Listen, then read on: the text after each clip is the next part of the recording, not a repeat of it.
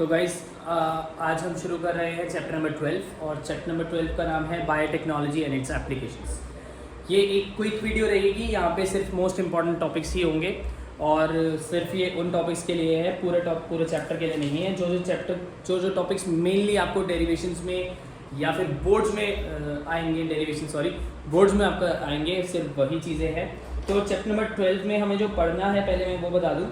Biotechnology में mostly आपको क्या पढ़ना है, सबसे पहले आप उठाएंगे तो सबसे पहले आपको पता होना चाहिए कि जेनेटिकली मॉडिफाइड ऑर्गेनिजम्स क्या होते हैं या फिर जेनेटिकली मॉडिफाइड क्रॉप्स क्या होती हैं। जीएम क्रॉप्स या फिर जीएमओ मतलब GM organisms, genetically modified organisms. अब ये होता क्या है जेनेटिकली मॉडिफाइड ऑर्गेनिजम्स? भाई ये होता है कि यहाँ पे हम क्रॉप्स के बारे में बात करेंगे क्योंकि हम एग्रीकल्चर के बारे में बात करेंगे। मॉडिफाइड ऑर्गेनिज्म का मतलब हो गया कोई भी ऑर्गेनिज्म जो जेनेटिकली हमने मॉडिफाई कर रखी है। बायोटेक्नोलॉजी चैप्टर में हमने देखा कि कैसे हम बायोटेक्नोलॉजी यूज़ करके आपके जो डीएनए है उसकी मॉडिफिकेशन कर सकते हैं।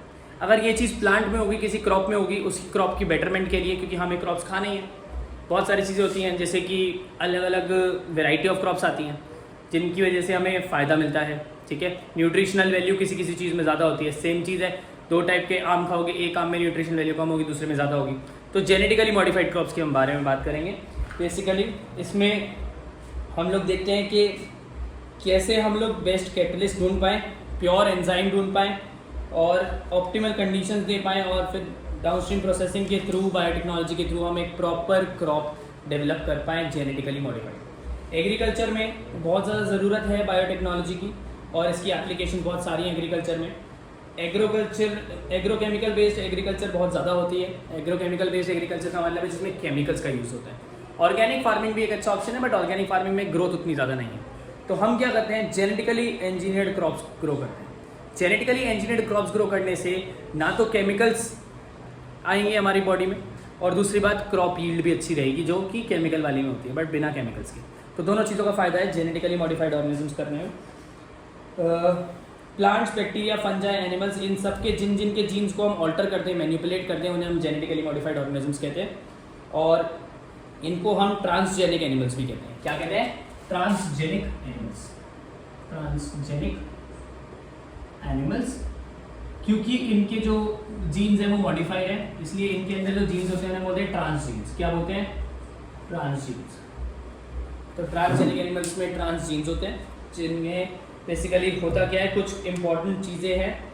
सबसे पहली बात, क्रॉप्स जो होती है वो ज़्यादा टॉलरेंट हो जाती हैं। ज़्यादा टॉलरेंट का मतलब है कि जो स्ट्रेस है, जैसे कि ड्रॉट है या फिर कुछ और टाइप का स्ट्रेस है, वो सबसे ये क्रॉप्स बचने लगती हैं। ठीक है, इसके अलावा टॉलरेंट होने के बाद दूसरी बात है ड्रॉट, कोल्ड वगैरह से बचने के अलावा, इसके अलावा पेस्टिसाइड्स पे बिल्कुल भी डिपेंडेंस नहीं रहता। बिना पेस्टिसाइड्स के भी ये अच्छे से आगे ग्रो कर सकती है क्योंकि पेस्ट रेसिस्टेंट है ना, ये इन पे कोई कीड़ा वीड़ा आके लगेगा नहीं, पेस्ट रेसिस्टेंट क्रॉप्स है। इसके अलावा पोस्ट हार्वेस्ट लॉसेस में भी बहुत फ़ायदा करती है क्योंकि हार्वेस्ट करने के बाद, कटने के बाद के टाइम पे क्या होता है, बहुत बार हमारे को देखने को मिलता है कि वहाँ पे उसमें कोई कीड़ लग जाती है, उसमें कोई बीमारी लग जाती है, कोई छोटे मोटे इंसेक्ट लग जाते हैं। तो वो चीज़ों, अगर पेस्ट रेसिस्टेंट क्रॉप्स है तो पोस्ट हार्वेस्ट लॉसेस भी नहीं होते, आप ईजिली उसे सिक्योरली रख सकते हो, कोई प्रॉब्लम नहीं है। इसके अलावा मिनरल यूसेज जो होती है प्लांट सॉइल की, वो अच्छे से हो जाती है। फर्टिलिटी ऑफ सॉइल जो है वो ज़्यादा जल्दी ख़त्म नहीं होती क्योंकि नॉर्मली आप देखते हैं कि जब आप कुछ उगाते हैं तो उसकी फर्टिलिटी ऑफ सॉइल डिक्रीज हो जाती है उस जगह की थोड़े टाइम के लिए। तो फर्टिलिटी ऑफ सॉइल मेंटेन रहती है, कम से कम ख़त्म होती है। इसके अलावा आप न्यूट्रिशनल वैल्यू भी बढ़ा सकते हो फूड में, जैसे विटामिन ए एनरिच्ड क्रॉप्स होती हैं जिन्हें हम गोल्डन राइस कहते हैं। ये विटामिन ए, इनकी तादाद, विटामिन ए की तादाद इसमें ज़्यादा है। तो आपने 4 या 5 पॉइंट्स हमने देखे। पहला है न्यूट्रिशनल वैल्यू बढ़ाना, दूसरा एफिशिएंसी ऑफ मिनरल यूसेज बढ़ाना, सॉइल की फर्टिलिटी ज़्यादा ख़राब ना करना, इसके अलावा पोस्ट हार्वेस्ट लॉसेस बचाना, इसके अलावा आपके पास केमिकल पेस्टिसाइड्स पे डिपेंडेंस ख़त्म करना, और क्रॉप्स जो है वो ज़्यादा स्ट्रेसेस के लिए, हीट ज़्यादा है, पानी नहीं है, जो भी सॉल्ट ज़्यादा है, उन सब के लिए भी बचाव का फ़ायदा देती है। हम आते हैं इम्पॉर्टेंट टॉपिक जो इस चैप्टर का है, वो है बीटी कॉटन। क्या है? BT cotton. बीटी कॉटन जो है आपका 2 या 3 नंबर का क्वेश्चन आ सकता है, बहुत इंपॉर्टेंट क्वेश्चन बनता है ये, तो इसको ज़रा ढंग से हमें देखना है बीटी कॉटन को। बीटी कॉटन में होता क्या है? BT cotton is produced by using some strains of bacteria bacillus thuringiensis। एक बैक्टीरिया होता है जिसका नाम होता है बैसिलस थ्यूरिनजेनेसिस, और इसके शॉर्ट फॉर्म में बोलते हैं BT। ठीक है, बैसिलस थ्यूरिनजेनेसिस से ये बनता है। ये बैक्टीरिया जो होता है ये इसमें एक प्रोटीन होता है जो किल करता है सर्टेन इंसेक्ट्स को। कुछ पर्टिकुलर इंसेक्ट्स को किल करता है, ये सब इंसेक्ट्स को भी किल नहीं करता, कुछ पर्टिकुलर इंसेक्ट्स को ही किल करता है। जैसे कि आप अगर देखें तो ये टबैको बर्डवॉर्म्स को, आर्मी वॉर्म्स को, बीटल्स को, फ्लाइज और मस्कीटोज, इनको मेनली हार्म करता है। जो मैंने वर्ड्स बोले उन सबको याद रखना है। Tobacco budworm, army worm, beetles, flies and mosquitoes. Basically होता क्या है, बैसिलम थ्यूरिनजेनेसिस जो प्रोटीन रिलीज करता है उस प्रोटीन को हम कहते हैं crystal proteins. They produce crystal proteins, जिनके शॉर्ट फॉर्म में हम इन्हें बोलते हैं cry proteins, CRI cry proteins. ये क्राई प्रोटीन्स जो होते हैं ये किसी भी प्लांट को नहीं मारते, ठीक है। जो अगर उस प्लांट को हम खाएंगे उसको भी नहीं मारते। इन क्रिस्टल प्रोटीन्स के अंदर BT टॉक्सिन होती है, ठीक है, जो इनएक्टिव रहती है थ्रू आउट। क्या रहता है इसके अंदर होती है BT टॉक्सिन। टॉक्सिन मतलब जहरीली चीज है, पदार्थ है इसके अंदर। BT टॉक्सिन इसके अंदर रहती है जो मोस्टली इनएक्टिव रहती है, ठीक है।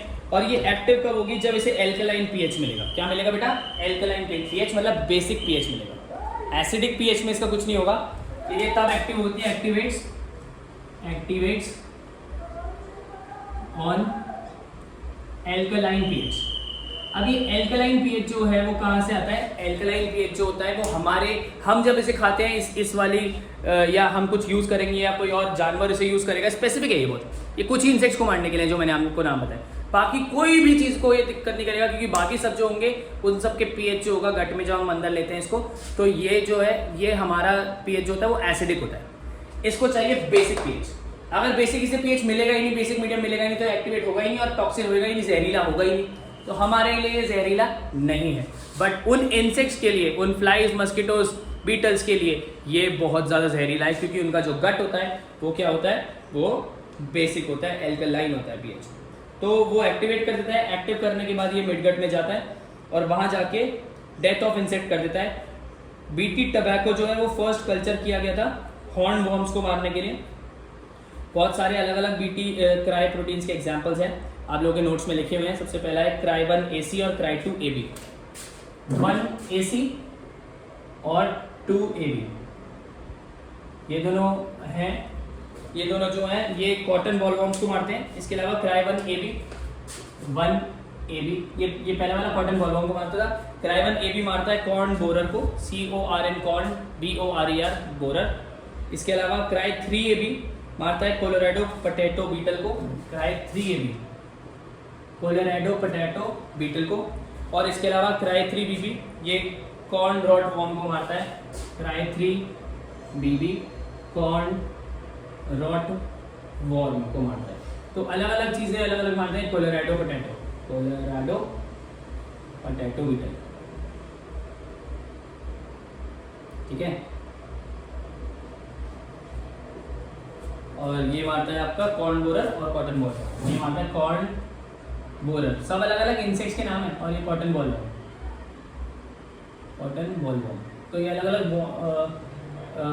इंसेक्ट्स के नाम है जो कि अलग अलग उन पे लगते हैं, क्या बोलते हैं, चीज़ों पे लगते हैं। तो BT जो है ये इम्पॉर्टेंट है। BT कॉटन बहुत इंपॉर्टेंट है भाई। 2 या 3 नंबर में डायरेक्टली आ गए मान लो, BT कॉटन आने के चांसेस बहुत बहुत ज़्यादा है। दूसरी जो चीज़ है जो बहुत इंपॉर्टेंट है BT कॉटन के अलावा इस चैप्टर में, that is genetically engineered insulin. भाई लोग, जेनेटिकली इंजीनियर्ड इंसुलिन आप ऐसे करके याद कर लो जैसे कुछ और आपको करना ही नहीं है। मोस्ट इंपॉर्टेंट चीज़ों में से एक है इस चैप्टर की जेनेटिकली इंजीनियर्ड इंसुलिन। इसको हम ह्यूमुलिन के नाम से बोल रहे हैं, HUMULIN, Humulin, genetically engineered insulin. असली में सीन क्या है, बेसिकली क्या होता है, इंसुलिन जो है बहुत ज़्यादा ज़रूरी होता है। आप लोगों को पता है डायबिटीज़ एक बहुत बड़ा कंसर्न है, बहुत सारे लोगों में डायबिटीज़ एक बहुत बड़ा इशू है, और डायबिटीज़ बहुत सारे लोगों को होती है। और जब डायबिटीज़ होती है सबसे ज़्यादा इंसुलिन की दिक्कत हो जाती है। पैंक्रियाज जो है वो इंसुलिन सिक्रीट करना बंद कर देता है, उसकी वजह से क्या होता है, डायबिटीज़ हो जाती है, ठीक है। अब पहले जो इंसुलिन लिया जाता था,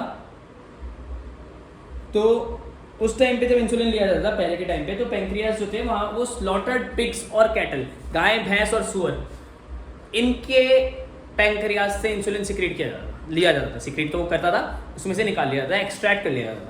तो पहले ये चलता था, बट ये जो था ऑब्वियसली पहली बात तो ये बहुत ज़्यादा एथिकल इशू था। एथिकल इशू मतलब कि भाई बहुत सारे लोग कहेंगे अरे किसी जानवर में से निकाल के दे दिया, कोई रिलीजन पर्पसेस की वजह से कहेगा, कोई कुछ और कहेगा। इसके अलावा एक और बहुत बड़ी प्रॉब्लम थी, क्योंकि ये फॉरेन प्रोटीन था, एलर्जी वगैरह बहुत ज़्यादा हो जाती थी बॉडी को, और ये सही नहीं था। तो इंसुलिन असली में जो होता है, जो ह्यूमन का इंसुलिन होता है, ये एच लिखा है, वैसे हमने लिखा है, ये लग रहा है एम है एच। जो ह्यूमन का इंसुलिन होता है वो बेसिकली उसमें दो प्रोटीन्स होते हैं, एक चेन ए एक चेन बी, दो पॉलीपेप्टाइड चेन्स होती हैं, polypeptide chain A and polypeptide chain B. There is also one more polypeptide chain, dot dot करके लगा रहा हूं मैं इसे, सी। तो बेसिकली क्या होता है, चेन ए और बी जो है वो डाइसल्फाइड बॉन्ड से एक दूसरे से जुड़ी होती है। किससे? डाइसल्फाइड बॉन्ड्स, डाइसल्फाइड बॉन्ड से ए और बी चेन जुड़ी होती है हमारे अंदर ओरिजिनली जो पाई जाती है, ठीक है। अब डाइसल्फाइड बॉन्ड से जुड़ी होती है। इंसुलिन जो होता है वो उससे पहले एक और चीज होती है, इंसुलिन से पहले हाँ ए और बी के अलावा एक सी पेप्टाइड चेन भी होती है, जो कि इनिशियली प्रेजेंट होती है हमारी बॉडी में। जब इंसुलिन मैच्योर हो जाता है, जब इंसुलिन पहले जब हमारी बॉडी में बना तब एबीसी तीनों चेन है, पर मैच्योर इंसुलिन जब हम उसे यूज कर रहे हैं तब वो सी चेन हमारे उसमें नहीं होती है, ठीक है, वो रिमूव हो जाती है मैच्योरेशन के टाइम पे इंसुलिन में। और जब हमारे पास मैच्योर इंसुलिन होता है उसमें सी चेन नहीं होती है, इसलिए मैंने डॉट डॉट करके बनाया है। तो बेसिकली क्या था, एक कंपनी थी 1983 में, एली लिली 1983 में एक अमेरिकन कंपनी थी। इस कंपनी ने क्या किया, इस कंपनी ने डीएनए सीक्वेंसेस प्रिपेयर करे चेन ए और चेन बी की, चेन ए और चेन बी की डीएनए सीक्वेंसेस को प्रिपेयर किया गया। और डीएनए सीक्वेंसेस को जब प्रिपेयर किया गया, इन्होंने प्रिपेयर किया by using plasmid E coli को प्रिपेयर किया गया। और उसको प्रिपेयर करने के बाद, अलग अलग प्रिपेयर करने के बाद उन दोनों को एक साथ जोड़ दिया बाय डाइसल्फाइड